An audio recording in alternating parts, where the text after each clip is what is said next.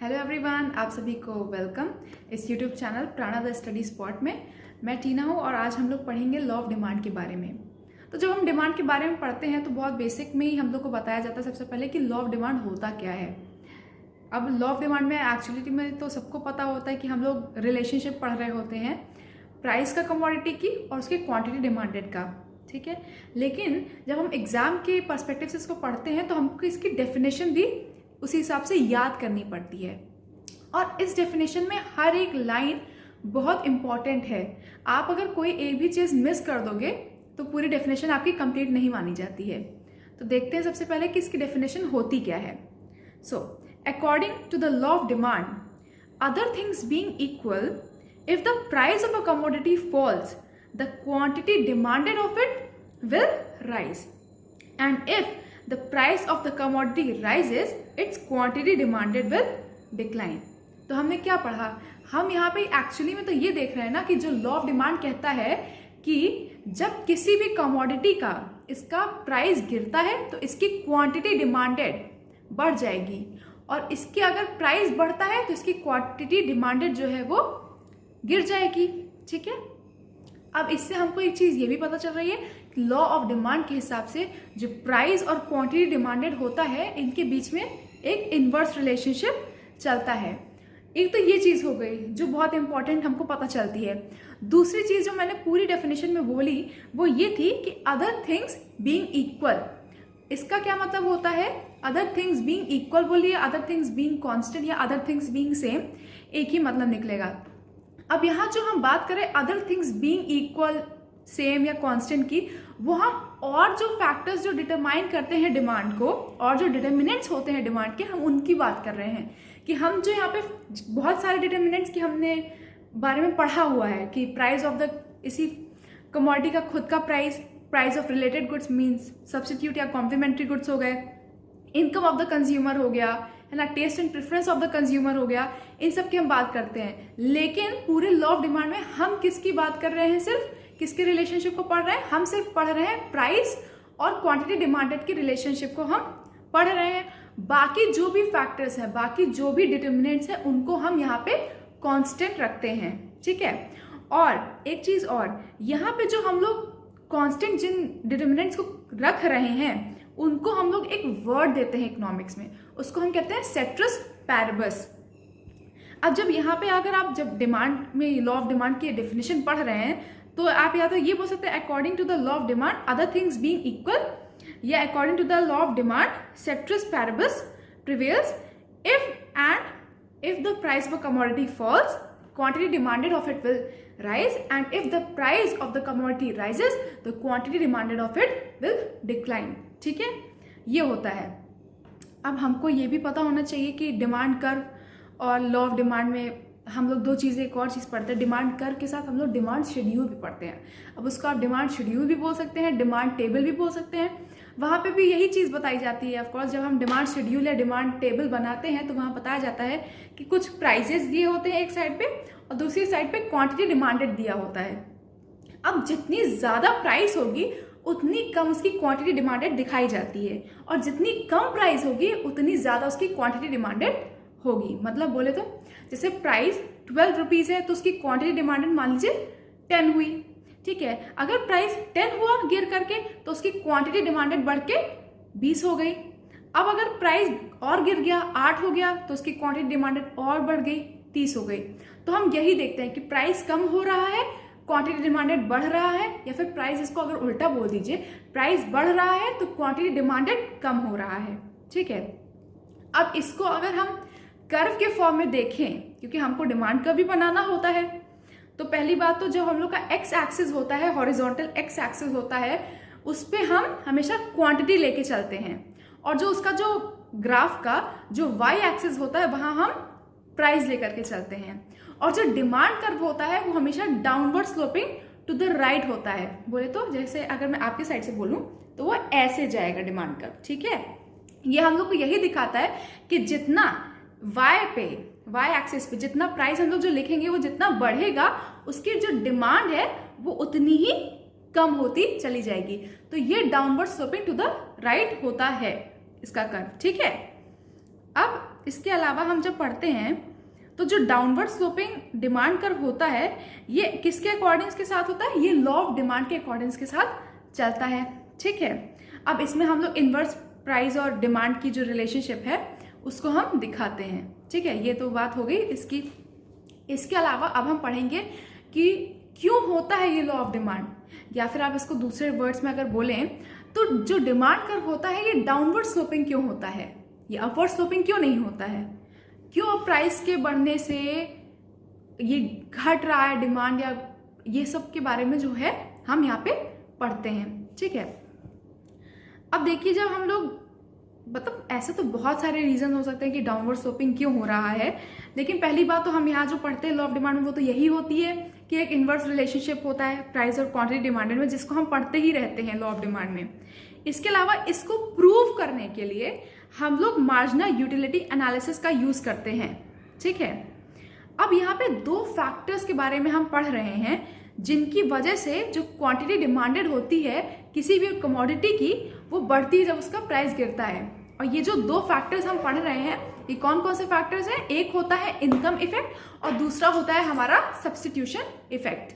ठीक है, अब हम पढ़ते हैं इनकम इफेक्ट में हम क्या पढ़ते हैं। इनकम इफेक्ट में हम पढ़ते हैं कि जब किसी कमोडिटी की है ना, किसी प्रोडक्ट की, किसी कमोडिटी की प्राइस जब गिरती है तो कंज्यूमर उस कमोडिटी को और ज्यादा खरीद सकता है। अगर उसकी हम लोग इनकम मानते हैं कि उसकी इनकम जो है वो कांस्टेंट हमने रखी हुई है, तो उसके बाद उसकी इनकम को कांस्टेंट रखने के बाद अगर कमोडिटी का प्राइस गिर रहा है तो उसकी क्वांटिटी डिमांडेड बढ़ जाएगी, या तो उसकी क्वांटिटी को बढ़ा देगा, खरीदना ज्यादा शुरू कर देगा, या तो वो चाहे तो उस सामान को उतना ना खरीद करके कुछ सेव कर सकता है पैसा अपने पास, ये उसके पास एक ऑप्शन होता है। अब इससे क्या होता है, जब इंसान उतना पैसा उस प्रोडक्ट पे या तो खर्च नहीं कर रहा है या फिर कर भी रहा है, हम यहाँ यही मान के चल रहे हैं कि अब ये उसको इतने की जैसे 10 की जरूरत थी तो वो 10 ही खरीदेगा, वो 20 नहीं खरीदेगा। ठीक है, भले ही पैसा गिर के जितना भी हो गया हो, तो उतना उसका जो रियल इनकम है उसको हम परचेजिंग पावर बोलते हैं, वो उसकी बढ़ जाती है। तो यही कहा जाता है कि as a result of fall in the price of a commodity consumers real income और परचेजिंग पावर इंक्रीजेस। अब ये रियल इनकम परचेजिंग पावर होती क्या है, ये बच्चे बहुत जल्दी कंफ्यूज हो जाते हैं कि इनकम और रियल इनकम में क्या अंतर है। देखिए जब हम इनकम बात करते हैं तो कि इंसान की इनकम क्या, तो उसकी हम सैलरी की बात करते हैं। ठीक है, लेकिन जब हम रियल इनकम की बात करते हैं तो हम बात करते हैं कि एक इंसान एक कमोडिटी पे कितना खर्च कर सकता है या करता है, उसको हम देखते हैं। कि जैसे कोई इंसान है, ठीक है, अब उसको ये पेंसिल खरीदनी है, ठीक है, अब उसको 2 पेंसिल की जरूरत है, ठीक है, और उसके पास ज्यादा सैलरी नहीं है, उसकी इनकम बहुत ज्यादा नहीं है, ठीक है, तो वो पहले कहेगा कि यार मेरे पास 10 रुपए हैं और 5 की एक पेंसिल होती तो मुझे यार 2 ही दे सकते हो, 2 दे दो। ठीक है, अब अगर इसकी प्राइस गिर के 2 हो जाए, 5 से 2 रुपए की एक पेंसिल हो जाए, तो वो चाहे तो और पेंसिल खरीद सकता है कि नहीं खरीद सकता है। लेकिन अब पेंसिल वो चाहे 10 रुपए की और खरीदना तो वो खरीदेगा, लेकिन अगर उसको नीड नहीं होगी और पेंसिल की तो वो चाहेगा तो उतना पैसा बचा लेगा ना। तो जो पैसा उसका बचा वो उसकी परचेजिंग पावर है जो प्राइस के गिरने से बढ़ गई है, उसको हम कहते हैं उसकी रियल इनकम या उसकी परचेजिंग पावर बढ़ रही है। ठीक है, अब क्या होता है, ये जो इंक्रीज आता है रियल इनकम में, ये कंज्यूमर को इंड्यूस करता है कि वो उसी कमोडिटी को, उसी प्रोडक्ट को और खरीदे, या फिर चाहे तो वो दूसरे प्रोडक्ट्स को और खरीद सकता है। इसको हम इनकम इफेक्ट में पढ़ते हैं। ठीक है, कि इनकम इफेक्ट में क्या अंतर आ रहा है प्राइस के चेंज होने से किसी भी कमोडिटी के। ये एक रीजन माना जाता है कि कोई भी कंज्यूमर क्यों ज्यादा खरीदता है किसी कमोडिटी को जब उसका प्राइस गिरता है तो। ठीक है, ये हम पढ़ते हैं इनकम इफेक्ट में। दूसरा आता है हमारा सब्स्टिट्यूशन इफेक्ट। अब सब्स्टिट्यूशन इफेक्ट क्या होता है, ये दूसरा इंपॉर्टेंट रीजन होता है कि क्वांटिटी डिमांडेड किसी भी कमोडिटी की बढ़ क्यों जा रही है जब उसका प्राइस गिरता है तो, है ना। अब ये सब्स्टिट्यूशन इफेक्ट की वजह से होता है। पहले तो सब्स्टिट्यूशन इफेक्ट क्या होता है इसके बारे में हम ढंग से पढ़ लेंगे। जब किसी कमोडिटी की प्राइस गिरती है, ठीक है, तो दूसरी कमोडिटी जो उसी के रिलेटेड कमोडिटीज हैं उसकी तुलना में वो थोड़ा चीपर हो जाता है। जैसे मान लीजिए ये 2 पेन हो गए, ठीक है, अब मान लीजिए दोनों के पहले प्राइस 20-20 रुपए थे, ठीक है। अब मान लीजिए हम इस प्रोडक्ट को मेनली लेकर के चल रहे हैं, ठीक है।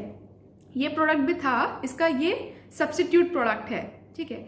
अब अगर इसका प्राइस गिरता है तो ये इस प्रोडक्ट, अगर ये मान लीजिए 10 का हो गया, ये पेन पहले 20 के थे दोनों, अब ये पेन गिर के 10 रुपए का हो गया है, तो ये पहले से चीपर हो गया है कि नहीं हो गया है? ये और प्रोडक्ट से चीपर हो गया है कि नहीं हो गया है? अब हम चाहें तो हमको दोनों पेन तो सेम है, लेकिन इस कंपनी वाले ने इस पेन को 20 की जगह अब 10 रुपए का कर दिया है, तो इससे क्या होगा? इसके जो कंजम्पशन है, इसकी जो डिमांड है वो बढ़ जाएगी।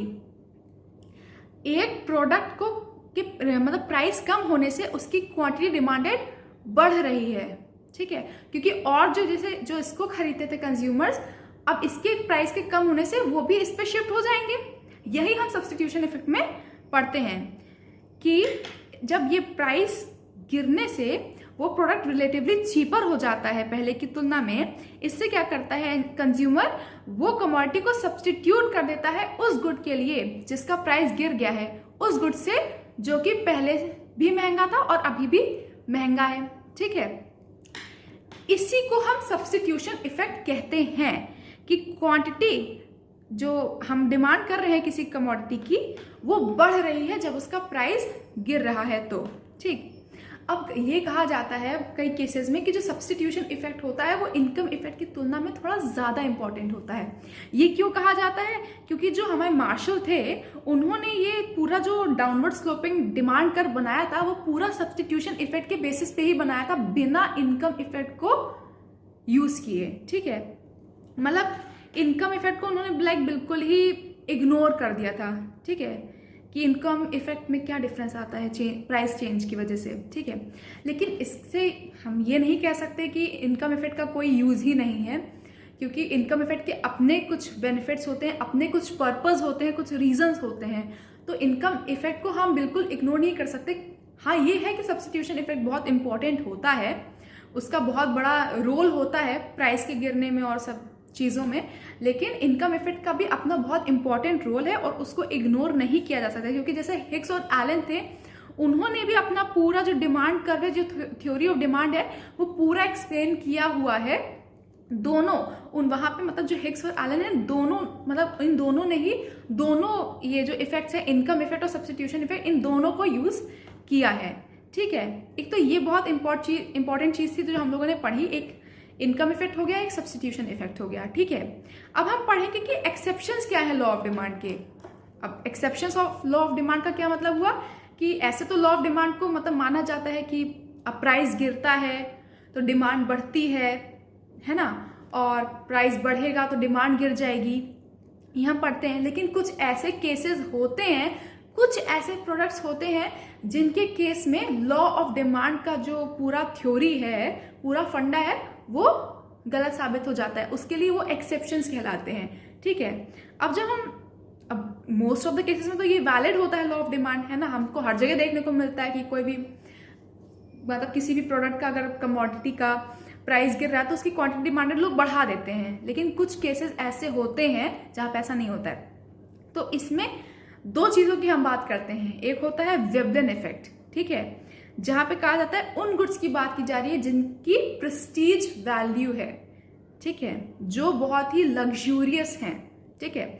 और एक दूसरा होता है गिफन गुड्स, ठीक है। गिफन गुड्स दिया था सर रॉबर्ट गिफन ने। तो एक ये होता है, ये दो एक्सेप्शंस होते हैं लॉ ऑफ डिमांड के, ठीक है। हम एक एक करके इनके बारे में पढ़ेंगे। पहला है गुड्स हैविंग प्रेस्टीज वैल्यू, बोले तो वेबलिन इफेक्ट, ठीक है। एक एक्सेप्शन है ये लॉ ऑफ डिमांड का, जिसको थॉस्टीन वेबलिन ने बनाया था। अब वेबलिन का कहना था कि अरे ऐसा थोड़ी ना है कि हर कमोडिटी के लिए अगर उसका प्राइस गिरेगा तो उसकी क्वांटिटी मतलब डिमांडेड बढ़ेगा, या प्राइस बढ़ेगा तो क्वांटिटी डिमांडेड कम हो जाएगा, ऐसा हर केस में नहीं होता है। कुछ जो बहुत लग्जूरियस आइटम्स होते हैं, जैसे लग्जूरियस कार्स हो गई, एंटिक पीसेस जो मिलते हैं, आर्ट के जो पीसेस मिलते हैं जो बहुत रिच पीपल बाय करते हैं, और जैसे डायमंड हो गया, ये सब एक ऐसे प्रोडक्ट्स हैं कि इनकी प्राइस जितनी ज़्यादा होगी लोग इसको और उतना ही खरीदना प्रेफर करेंगे उनके लिए, क्योंकि वो एक प्रेस्टीज वैल्यू रखता है। उनको लगता है कि ये चीज़ बहुत एंटीक पीस है, ये चीज़ बहुत रेयर है, बहुत यूनिक है और सब कोई अफोर्ड नहीं कर सकता है, तो हमको चाहिए। और एक चीज़ तो ये हो गई। और दूसरा, लोग सोचते हैं कि जितना ज़्यादा प्राइस होगा किसी चीज़ का उतनी ज़्यादा उसकी क्वालिटी अच्छी होगी, है ना। इस वजह से लोग कहते हैं अरे यार इतना महंगा है तो क्वालिटी तो अच्छी होगी। जैसे कोई कपड़ा ही हो गया, अरे यार महंगा है तो भाई कोई वजह होगी तभी महंगा है, ऐसे लोग कहते हैं। तो यही आता है, हम वेबलिन इफेक्ट में पढ़ते हैं। अब वेबलिन के हिसाब से, according to Veblen, some consumers measure the utility of a commodity entirely by its price. That is, for them the greater the price of a commodity the greater its utility.